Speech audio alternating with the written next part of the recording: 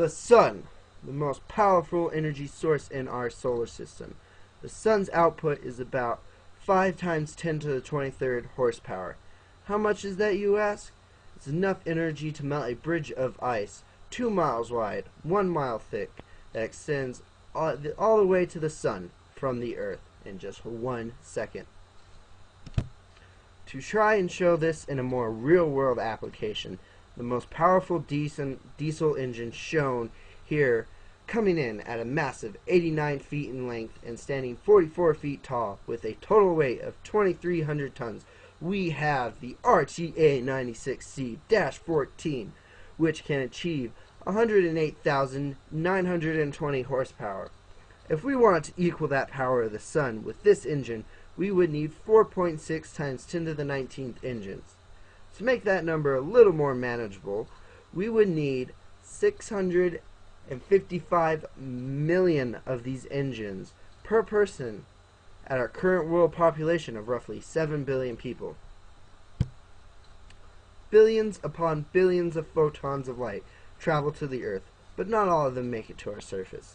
Approximately 30% of that light is reflected by the Earth's atmosphere, which is shown as the red lines.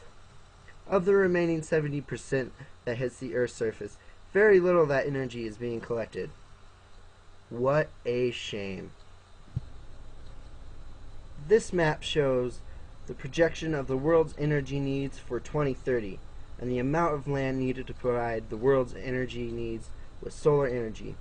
The yellow areas are where solar farms will be most effective, and they only take up 308,700 square miles. There is approximately 57.5 million square miles of land on Earth, which is only 30% of the Earth's surface. The 308,700 square miles only take up 0.005% of the 57.5 million square miles. This picture here is of the world's largest solar farm. It has a whopping 120,000 solar panels. It has the ability to power 20,000 homes, and it is estimated to bring in $82 million a year. Last but not least, it will reduce CO2 emissions by 42,000 tons a year. Unfortunately, the United States does not hold the title for the largest solar farm in the world. Spain does.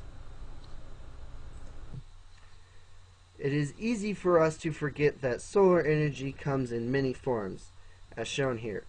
BOGO Light, an ingenious flashlight that can last up to 5 hours fully charged. It gives people in impoverished nations the electricity they need to see at night and does not cost a lot of money, unlike the world's largest solar farm.